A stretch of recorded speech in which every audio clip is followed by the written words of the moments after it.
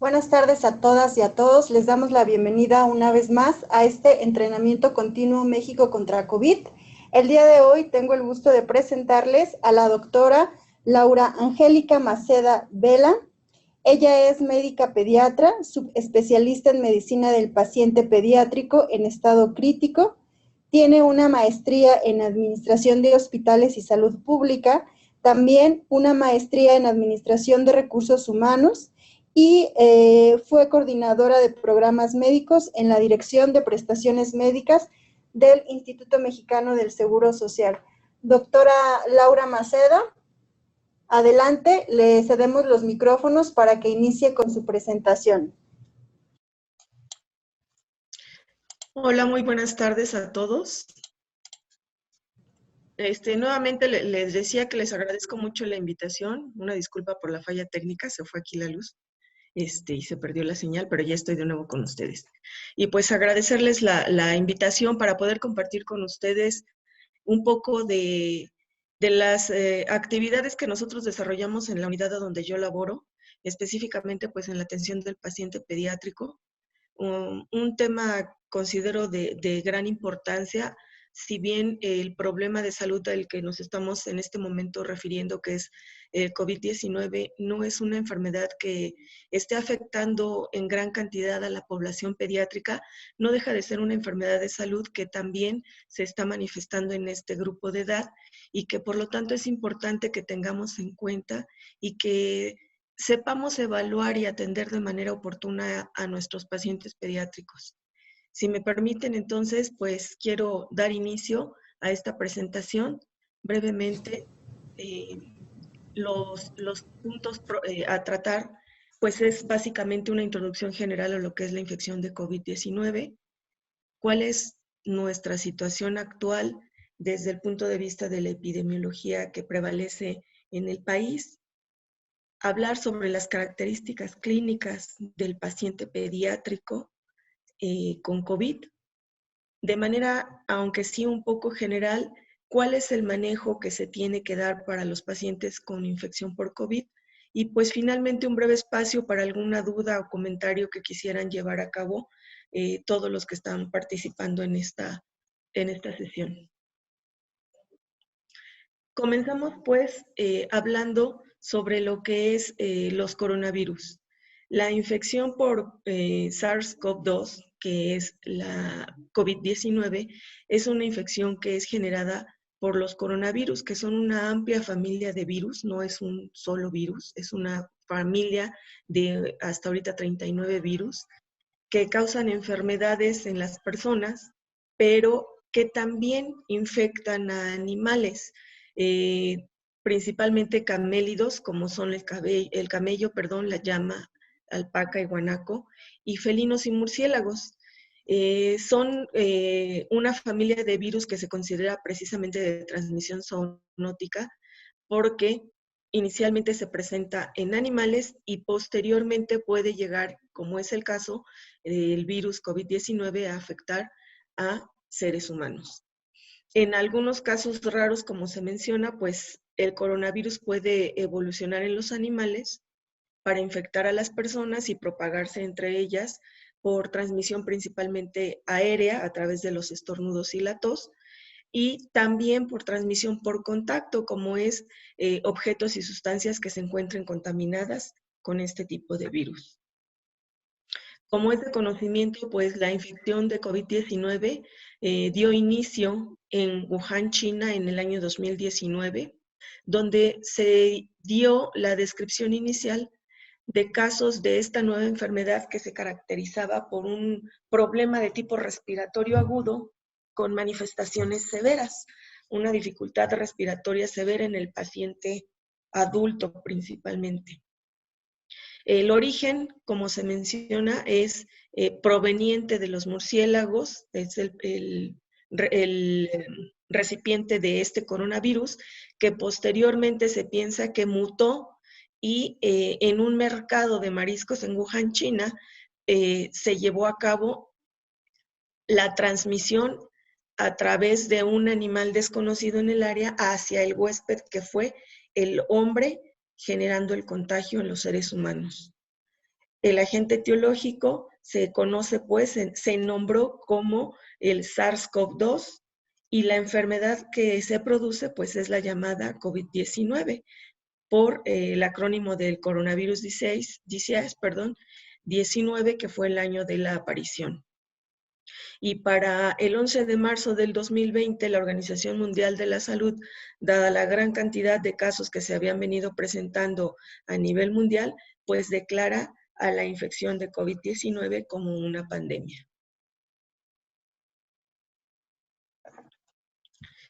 En el caso de los coronavirus específicamente, pues la transmisión, podemos tener transmisión aun cuando un paciente o un individuo todavía no tenga la presencia de síntomas y pues se conocen como presintomáticos o asintomáticos, estar en una etapa asintomática, pero ya poder ser transmisores de este virus y por lo tanto llevar a la enfermedad.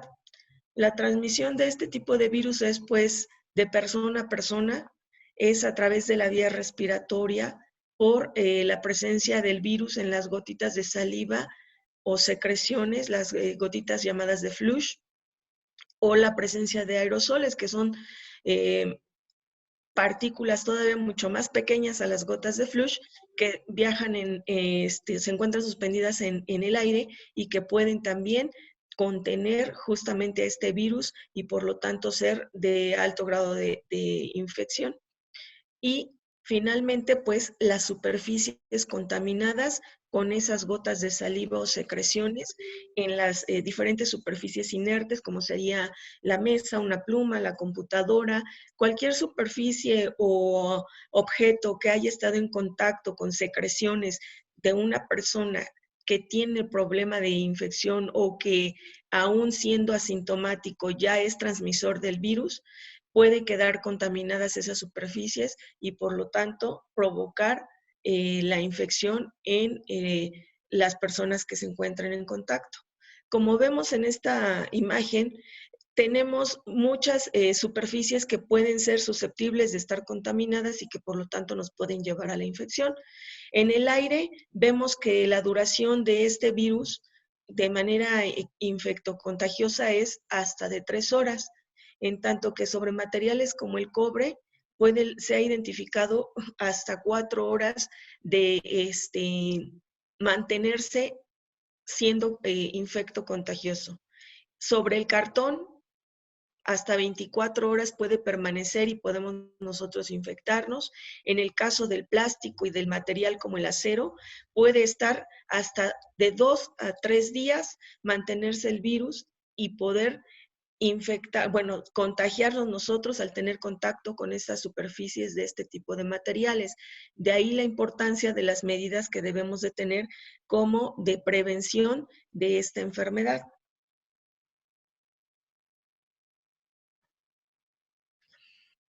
Dentro de los mismos mecanismos de la infectocontagiosidad de esta infección, pues se menciona que precisamente ya que las gotitas de flush se encuentran en el aire, pueden o debemos de tener nosotros cuidado con la distancia entre cada uno de nosotros como individuos, precisamente para reducir las posibilidades de contagio.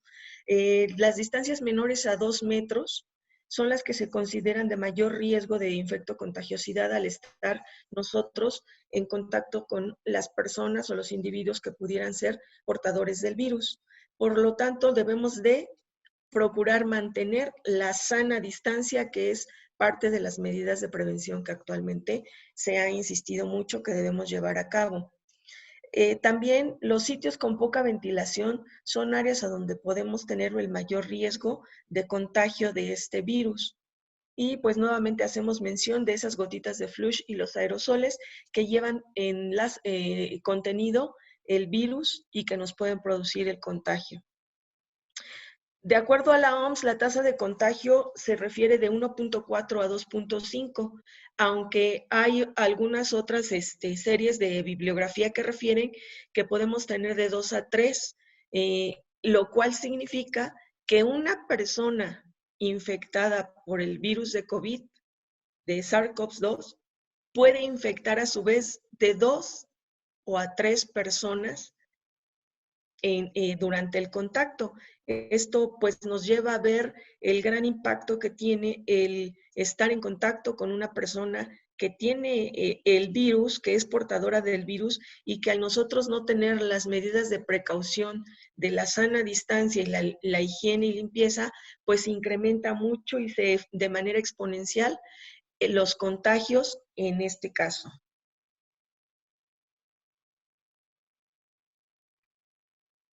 ¿Cuál es la definición operacional actual que tenemos de lo que es la infección respiratoria viral, que incluye propiamente lo que es la infección de COVID-19? Esta definición operacional ha venido cambiando a lo largo del tiempo desde que se inició esta infección, esta pandemia, de acuerdo a las características y condiciones en las que se han venido presentando. Actualmente se considera que un caso sospechoso de COVID-19 es cualquier persona de cualquier edad que durante los últimos días haya presentado algunos de los siguientes signos y síntomas que se catalogan como signos mayores y signos menores. En el caso de los signos y síntomas mayores, pues tenemos la tos, la fiebre, la disnea o la cefalea, que son los síntomas mayores, y entre ellos la disnea catalogada como un signo o dato de gravedad, acompañados cualquiera de ellos con alguno, al menos uno de los signos y síntomas menores, como son las mialgias, las artralgias, la odinofagia o dolor faríngeo, el escalofrío, dolor torácico, la rinorrea, la anosmia, la disgeusia y la conjuntivitis. Estos signos o síntomas menores, con al menos uno de ellos asociado a uno de los síntomas mayores, nos da la definición operacional de enfermedad respiratoria viral que debe incluir o puede incluir la COVID-19. En el caso de los pacientes pediátricos, muchos de los pacientes pediátricos pueden no referir propiamente la cefalea como uno de los signos y síntomas, sin embargo, manifestarse por irritabilidad, y esto es algo que debemos tener mucho en cuenta en el momento de la evaluación del paciente pediátrico. No siempre nos van a referir cefalea, pero podemos observar la presencia de la irritabilidad como uno de los signos o síntomas mayores de la enfermedad que puede ser la COVID-19.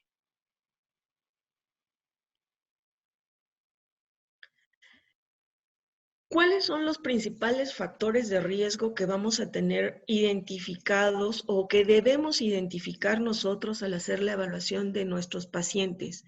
Si bien estos factores de riesgo, la mayoría pueden observarse en pacientes adultos, en el caso de los pacientes pediátricos también pueden existir este tipo de enfermedades y debemos tenerlas en cuenta en el momento de la evaluación, ya que esto pues nos incrementa no solamente el riesgo de propiamente estar desarrollando la infección por COVID-19, sino también del desarrollo de más complicaciones o de un cuadro grave de COVID-19. En este caso, pues tenemos las enfermedades cardíacas, que son uno de los principales factores de riesgo a la par con la obesidad, que hemos identificado como asociados con mayor frecuencia al paciente que desarrolla infección de COVID-19. Las enfermedades cardíacas pueden ser desde la hipertensión arterial sistémica, insuficiencia cardíaca de múltiples causas, algunas enfermedades de las arterias coronarias o antecedentes de infarto de miocardio y la miocardiopatía. Los pacientes que también tienen el antecedente de neoplasias de cualquier tipo a cualquier nivel tienen un mayor riesgo de desarrollo de la infección por COVID-19. Y aquellos pacientes con enfermedad pulmonar obstructiva crónica también incrementan el riesgo de desarrollo de la infección y de la complicación grave de COVID-19. La diabetes mellitus de cualquier tipo, 1 o 2, también es otro de los factores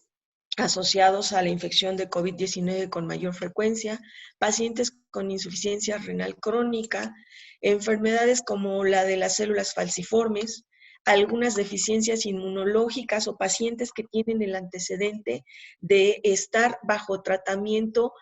inmunológico, precisamente inmunosupresor, como en el caso de pacientes con trasplantes, aquellos pacientes con VIH o cualquier otra deficiencia inmunológica que, por lo tanto, predispone a procesos infecciosos, no solamente a la COVID-19, sino a otro tipo de infecciones, pero en este caso, muy en específico, incrementa el riesgo de infección por COVID-19. Los pacientes que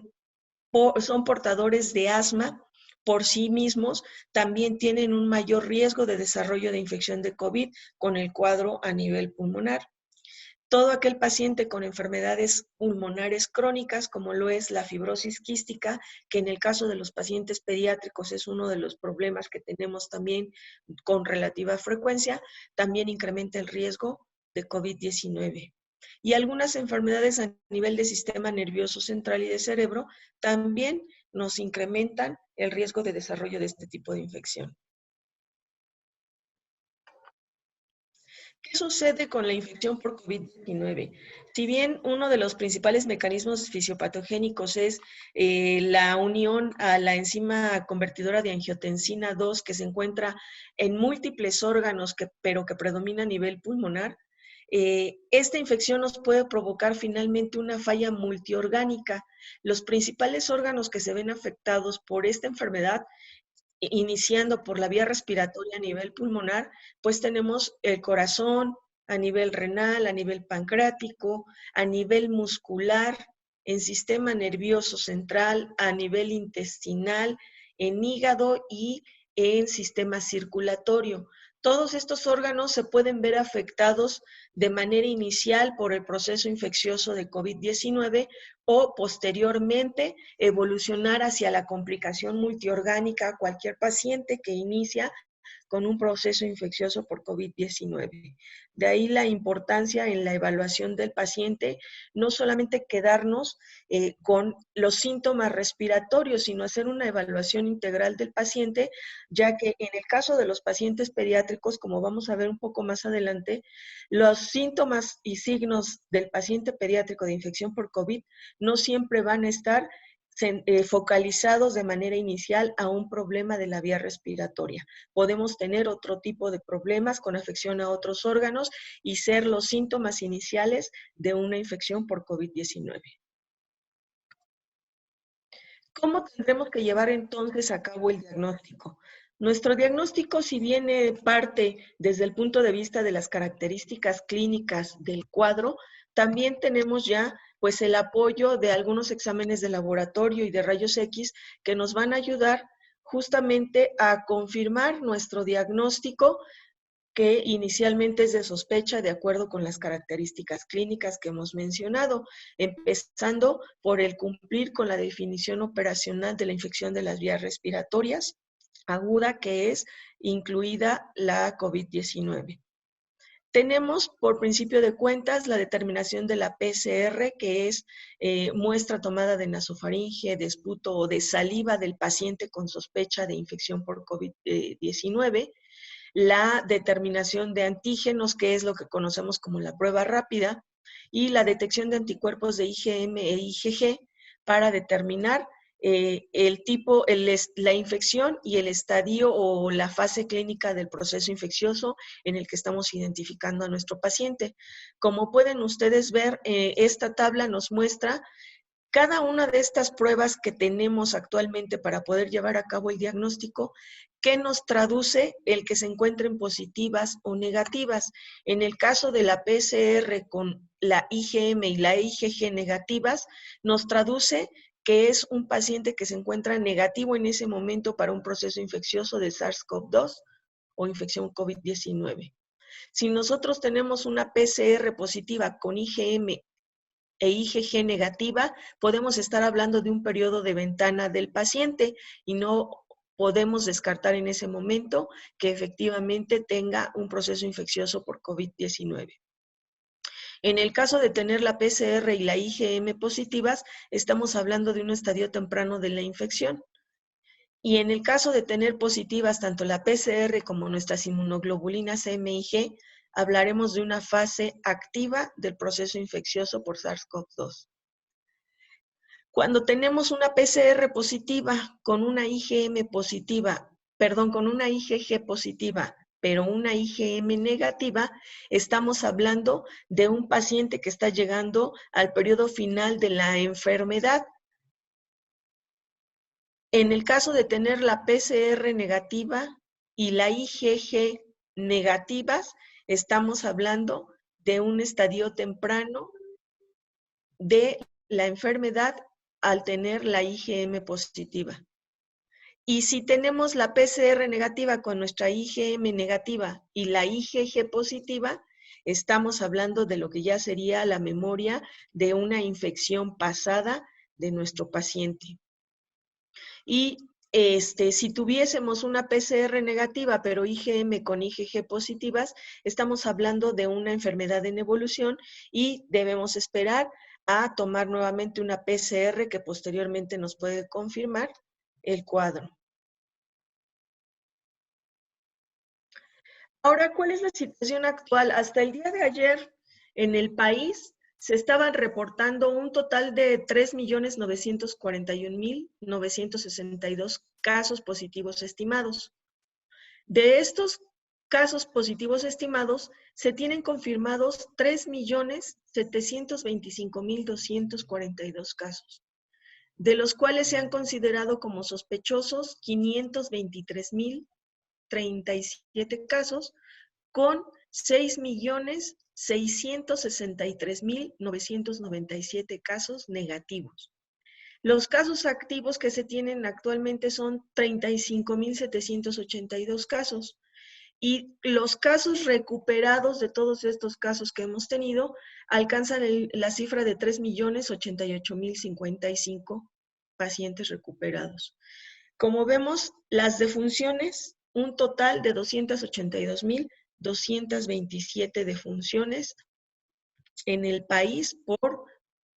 casos confirmados de COVID-19. En el caso de los grupos de edad, aquí les presento esta gráfica, este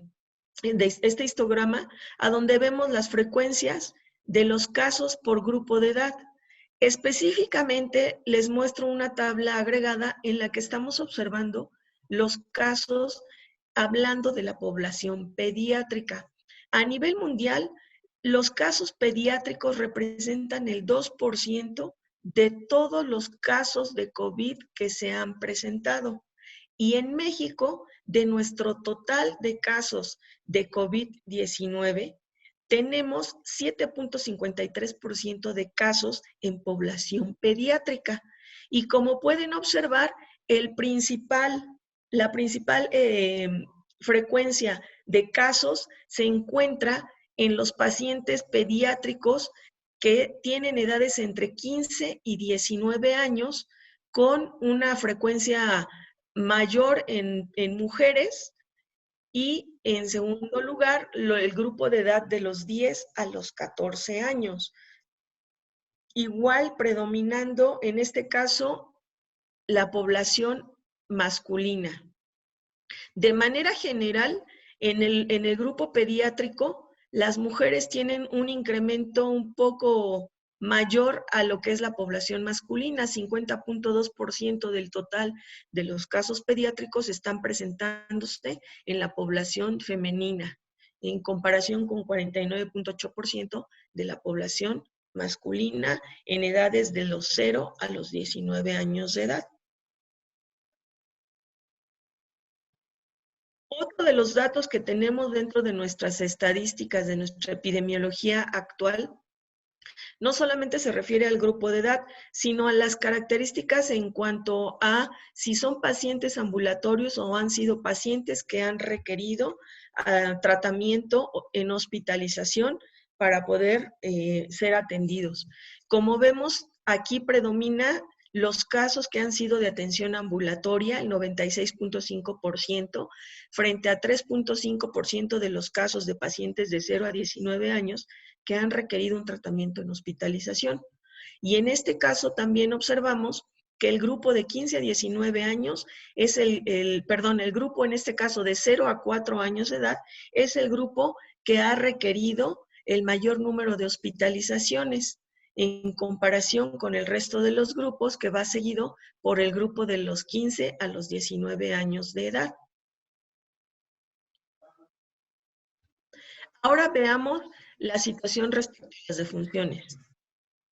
Nuevamente hablando de la población pediátrica, nos encontramos con que el grupo de mujeres es el que predomina también. Del total de nuestras defunciones en el país, el 0.36% está representado por la población pediátrica. Afortunadamente, como mencionamos al principio, no es un grupo de edad que se vea con demasiada afectación por este tipo de infección, y nos marca un 0.36% de mortalidad de todos los pacientes que han sido atendidos e identificados con infección de COVID-19, prevaleciendo también el grupo de mujeres en el grupo de edad de 15 a 19 años, seguido por el grupo de 0 a 4 años de edad.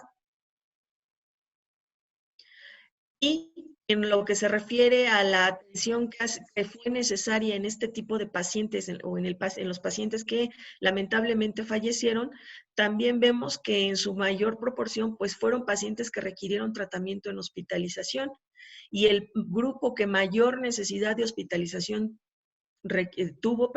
fue el grupo de 0 a 4 años, y posteriormente seguido por el grupo de 15 a 19 años de edad.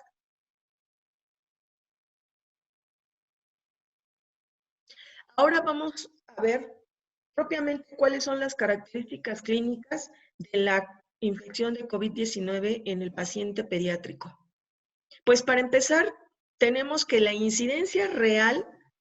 se menciona que se desconoce con precisión. Si bien se han hecho múltiples revisiones de la bibliografía que hay hasta el momento, es todavía muy poca la cantidad de referencias bibliográficas que existen y que son referidas a pacientes pediátricos. Se observa que las pruebas para la detección de COVID-19 se llevan a cabo predominantemente en los pacientes adultos o en aquellos pacientes que son sintomáticos o que tienen una enfermedad grave. Y esto se considera que es uno de los factores que nos lleva a que no tengamos con precisión la incidencia de la infección de COVID-19 en la población pediátrica, ya que también, pues en la mayoría de los casos de los pacientes pediátricos, se considera que esta infección se está presentando de manera asintomática o es una infección tan leve que pocas veces se está considerando como sospecha diagnóstica la infección por COVID, y por ello no podemos tener una incidencia precisa del paciente pediátrico con COVID-19. La tasa de hospitalización, como veíamos, es mucho menor en el paciente pediátrico que en el paciente adulto. Y también, pues, como mencionábamos, que a nivel mundial tenemos un reporte de un total del 2% de los casos confirmados de infección por COVID-19 comparado con el paciente adulto.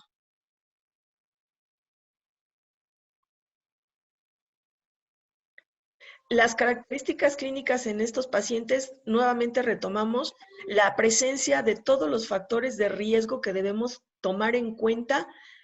como parte de lo que nos haría el diagnóstico de sospecha o considerar la presencia del proceso infeccioso por SARS-CoV-2 en pacientes que tienen estos antecedentes, que son los factores de riesgo para el desarrollo de la infección por COVID-19. Mencionábamos pues enfermedades cardíacas, algunos trastornos metabólicos como son la diabetes mellitus, que en la población pediátrica pues también ya encontramos con mucha frecuencia. Nuestro gran problema de salud que tenemos actual, que es la obesidad, y que es sobre todo la obesidad grave, la que más se está viendo asociada al desarrollo de la infección de COVID-19. Enfermedades renales, enfermedades inmunológicas o tratamientos con fármacos inmunosupresores, y trastornos de tipo hepático y pulmonares crónicos. Esto es parte de lo que debemos siempre interrogar en el paciente pediátrico en el momento de que estamos nosotros haciendo la valoración del caso. Dentro de las referencias bibliográficas, tenemos algunos estudios que se hicieron en los cuales se revisaron múltiples de las referencias que existen actualmente en el caso de la población pediátrica, donde se ha concluido que la incidencia de COVID-19 en pediatría es de 1.5 casos en los niños. De estos, el 18% se catalogan como formas leves y hasta un 81% se ha catalogado como formas moderadas, sin que sea necesario en todos estos casos la hospitalización de los pacientes. Vemos que en el grupo de los menores de 1 año de edad, el desarrollo de la enfermedad severa alcanza un porcentaje del 10.6%, en tanto que en los mayores de 16 años ese cuadro severo solamente se llega a presentar en el 3% de los pacientes pediátricos de ese grupo de edad. ¿Cuáles son los signos y síntomas más frecuentes que se han estado identificando en la población pediátrica? Predominantemente la fiebre y la tos. La fiebre entre un 76 y 78% de los casos se presenta y en el 66% la tos. Síntomas digestivos que son en el paciente pediátrico frecuentes, principalmente el vómito y la diarrea que se presentan hasta en el 12% de los casos. Y uno de los datos que observamos en el caso de COVID de pacientes pediátricos es que entre 3 a 4 días posteriores de haber iniciado el cuadro y tratamiento, los pacientes van a la recuperación en forma comparativa con el paciente adulto, que todavía tarda más la recuperación del cuadro inicial de infección por COVID.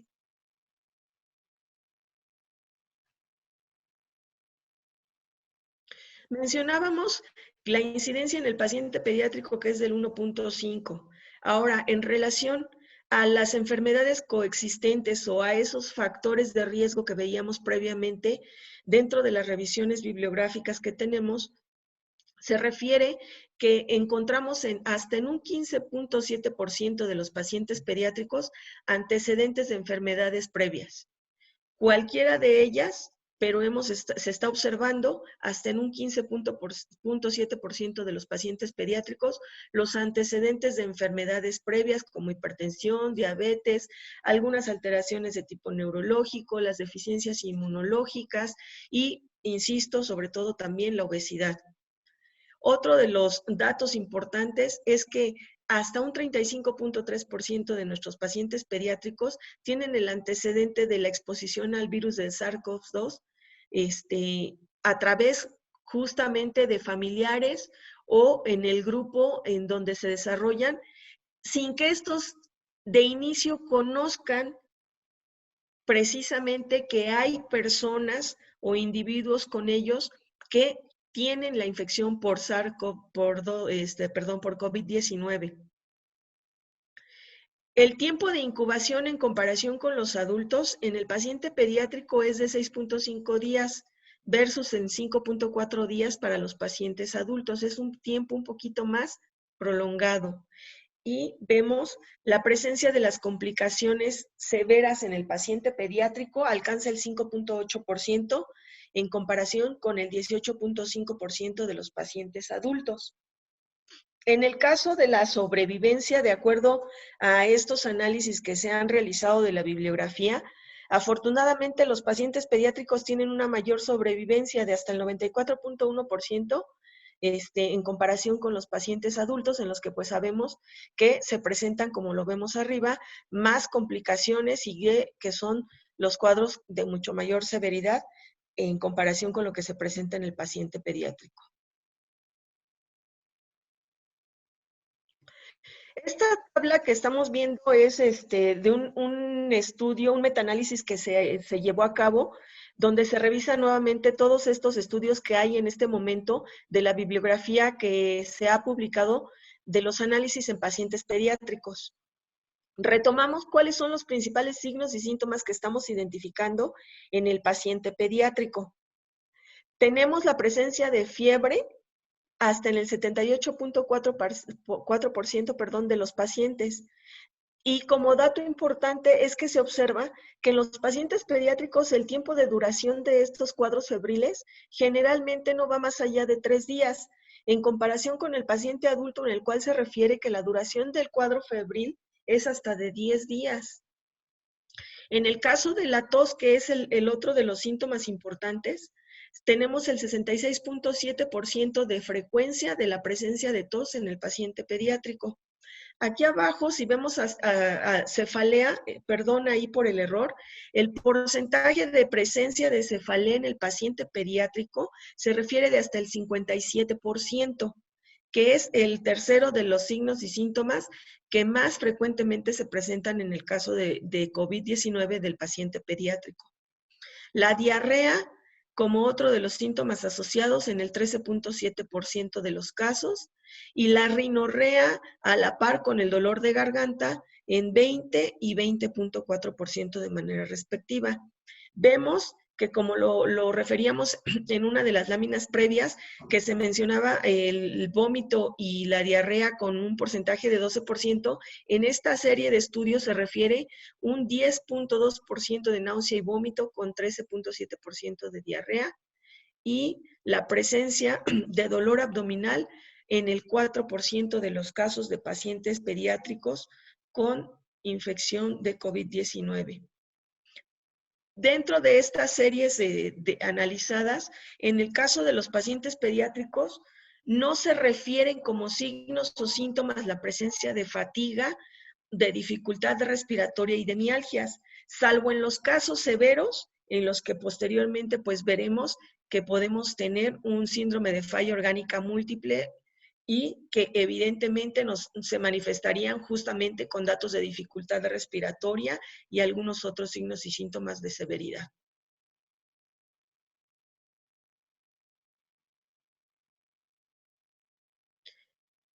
Perdón, esta tabla lo único que tenemos agregado es la presencia de la sobrevivencia, que ya lo vimos, el 94.1%, se quedó repetida. Ahora vamos a la clasificación clínica del cuadro de infección por COVID-19 en el paciente pediátrico. Afortunadamente, como mencionamos, la mayor parte de los pacientes o tienen un cuadro leve o un cuadro llamado moderado de infección de COVID-19. La mayor parte de los pacientes pediátricos pueden presentarse con un cuadro asintomático y que mencionamos que es una de las condiciones que también nos lleva a la dificultad en la incidencia específica en el caso de los pacientes pediátricos, porque al ser asintomáticos no se toma algún estudio de laboratorio que nos permita corroborar el diagnóstico de infección por COVID-19. En el segundo caso tenemos las infecciones manifestadas precisamente a nivel de tracto respiratorio, que se caracterizan por la presencia de la fiebre, la tos, el dolor faríngeo y la congestión nasal, así como cefalea, a veces algo de fatiga, mialgia y mal estado general, aunque mencionamos que dentro de las series que se revisan, la fatiga y la mialgia son de los signos y síntomas que menos se refieren en la sintomatología del paciente pediátrico. En los casos moderados podemos identificar al paciente que se presenta con un cuadro de una neumonía que puede ser de moderada a severa. En estos casos es en los que vamos a identificar la presencia de dificultad respiratoria o polimnea, la desaturación en el caso del paciente pediátrico por debajo del 92%, la presencia de disnea y esta desaturación con disnea y polimnea que nos puede llevar a hipoxemia con con alteraciones en la conciencia y que se manifiesta por la presencia de somnolencia y, de acuerdo a la severidad de la hipoxia, la presencia de crisis convulsivas o de coma.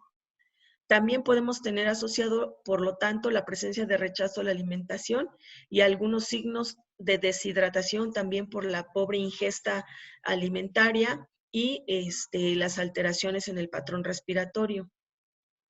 La enfermedad grave pues se manifiesta principalmente por falla respiratoria o la presencia de choque y en los casos ya más severos, la falla orgánica múltiple que nos habla de trastornos a nivel cardíaco, a nivel respiratorio, neurológico,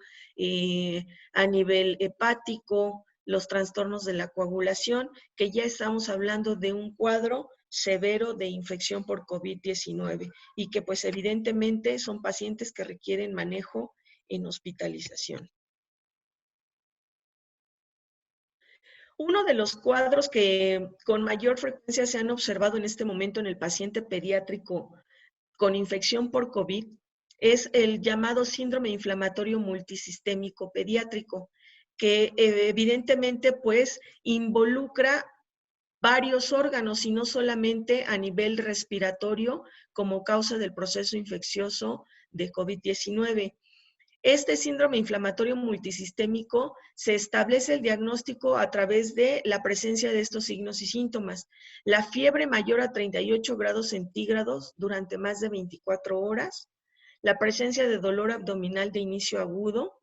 inflamación de ganglios o vasos sanguíneos, la presencia de diarreas o algunas otras manifestaciones de problemas de tipo gastrointestinal,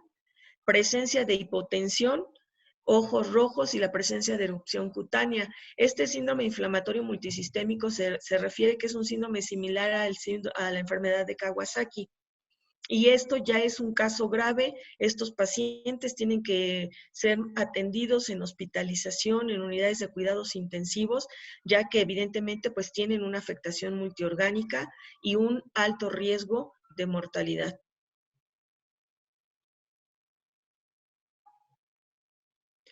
¿Cuál sería entonces el tratamiento en el paciente pediátrico con una infección por COVID-19?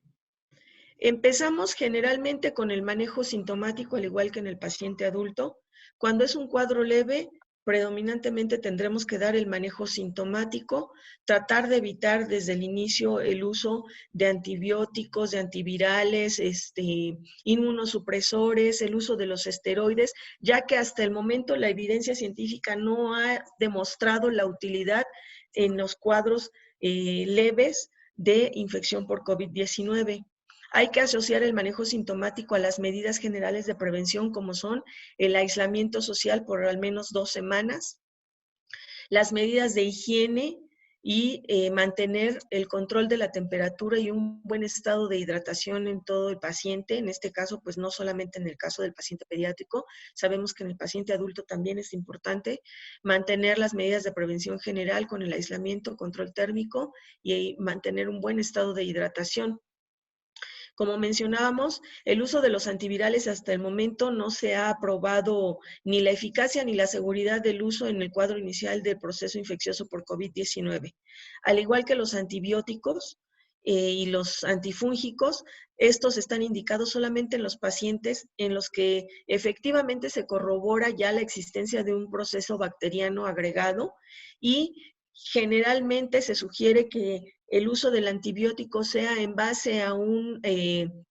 cultivo con un antibiograma que nos permita ver la sensibilidad de esos gérmenes para poder dar el tratamiento dirigido a ese proceso infeccioso agregado. En el caso de los esteroides, se menciona que deben ser utilizados en el caso del choque refractario o en el caso de la disfunción orgánica múltiple, en el caso del paciente pediátrico que presenta ya un síndrome inflamatorio multisistémico, o en el caso de los pacientes que son también portadores de asma, es donde tendríamos indicado el uso de los esteroides. Y los anticoagulantes propiamente debemos utilizarlos cuando tenemos ya la evidencia de que existen alteraciones de hipercoagulabilidad en el paciente que es portador de una infección de COVID-19. Antes de esto no se sugiere el uso de este tipo de medicamentos como parte del tratamiento para la infección de COVID-19 en ningún tipo de pacientes, menos en el paciente pediátrico.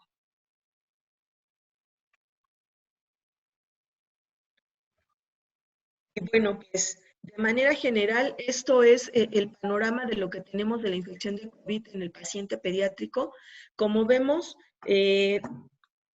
difiere el cuadro sobre todo del tiempo de evolución en el paciente pediátrico versus el paciente adulto. Lo que hemos observado o lo que yo he observado dentro de mi práctica en la unidad en la que yo laboro, en el paciente pediátrico son pocos los síntomas respiratorios, son más los pacientes pediátricos que se presentan con síntomas de tipo digestivo que los pacientes que tienen afectación a nivel del sistema respiratorio. Sin embargo, se asocia alguna manifestación a nivel respiratoria a ese cuadro inicial que nos puede hacer la sospecha de un cuadro de COVID-19. No tenemos que o no debemos dejar de lado las manifestaciones gastrointestinales en el paciente pediátrico como una de las posibles, de los posibles datos de infección de COVID-19 y que por lo tanto sea necesario que llevemos a cabo una evaluación más acuciosa y el estudio de laboratorio que nos pueda apoyar para establecer un diagnóstico de certeza, mantener un adecuado tratamiento y sobre todo el aislamiento para este tipo de pacientes y que nos ayude a reducir la contagiosidad con el resto de los integrantes de la familia para este tipo de pacientes.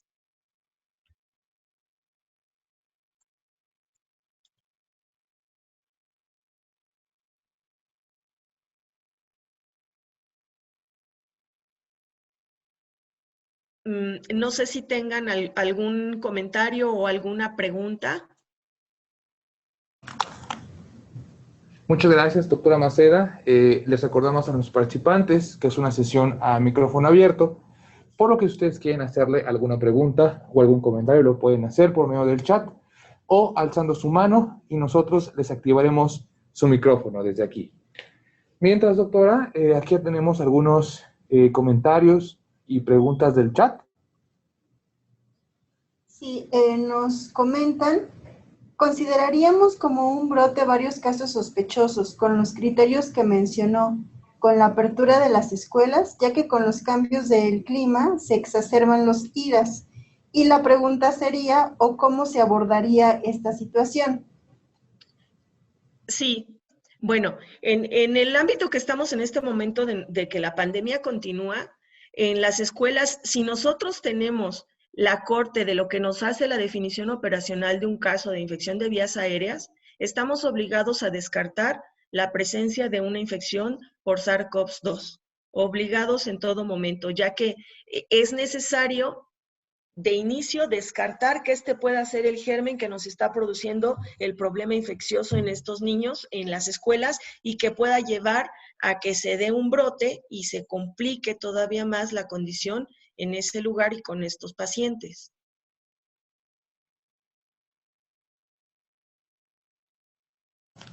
Perfecto, doctora, muchas gracias. Aquí también tenemos otra pregunta de la maestra González, que dice: buenas tardes, doctora. ¿Cómo podría yo diferenciar entre un síndrome inflamatorio multisistémico y un Kawasaki, doctora? Bueno, algo importante es que la corte de los signos y síntomas de Kawasaki no están completos en el caso del síndrome multisistémico. Como veíamos en la diapositiva que les puse, los signos y síntomas en el paciente con un síndrome inflamatorio multisistémico son específicamente estos. El estar presentes estos datos es lo que nos establece el diagnóstico del síndrome inflamatorio multisistémico. Y evidentemente el contar con estudios de laboratorio y gabinete que nos apoyen a la existencia también de alteraciones autoinmunes en el paciente con Kawasaki es lo que nos orienta a ese diagnóstico. Muchas gracias, doctora. También Nefertari Sánchez pregunta, ¿qué porcentaje de pacientes pediátricos presentan un cuadro grave de infección por COVID-19? Sí, mire, si recordamos en las primeras diapositivas, por aquí tenemos, 5.8% de los pacientes pediátricos son los que nos presentan cuadros severos de la infección de COVID-19. Del total de lo que hemos tenido hasta el momento de los pacientes pediátricos con el cuadro de infección de COVID-19, el 5.8% son aquellos que han presentado el cuadro severo.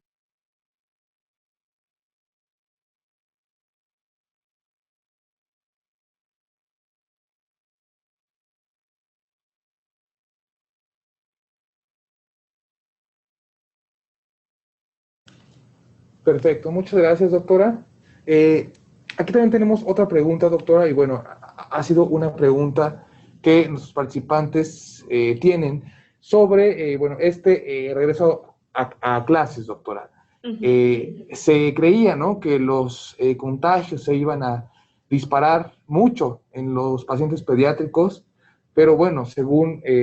las estadísticas, no ha sido tan alto el incremento de los contagios, doctora. ¿Esto a qué cree que se deba, doctora? Bueno, precisamente parte de los factores que se han identificado y que se considera como parte de la explicación a que el paciente pediátrico no se vea tan afectado por este tipo de infección es primeramente que, recordando un poquito de la fisiopatología de la infección, la expresión de lo que es el receptor de la angiotensina 2 en el paciente pediátrico no es tanto como en el paciente adulto, y se considera que esto, que es el receptor de la angiotensina 2, es la puerta de entrada para el virus, en este caso de la infección de COVID. Al no ser tanta la expresión de este receptor en el paciente pediátrico, se piensa que es parte de lo que nos ayuda a la reducción del proceso infeccioso en el pediátrico. Por otro lado, se menciona que justamente la convivencia del paciente pediátrico con muchos otros individuos, y en este caso con contacto con otro tipo de virus, se piensa que está concediendo protección inmunológica para ayudar a la respuesta contra la infección por COVID-19. Y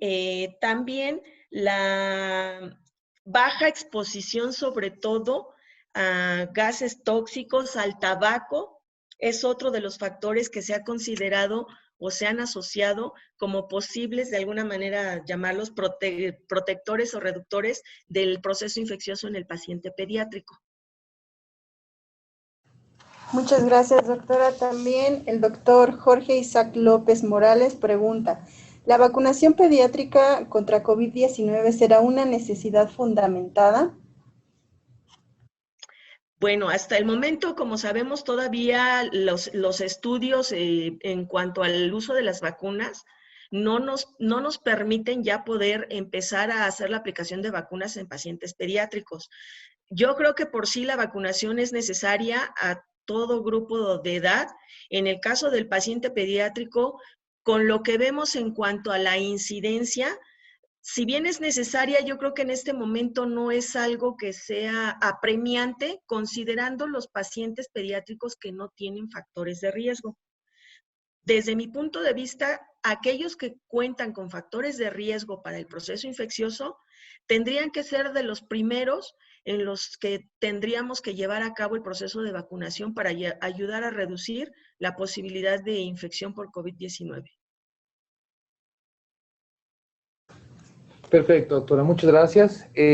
Parece que ya no hay más preguntas aquí en el chat, doctora.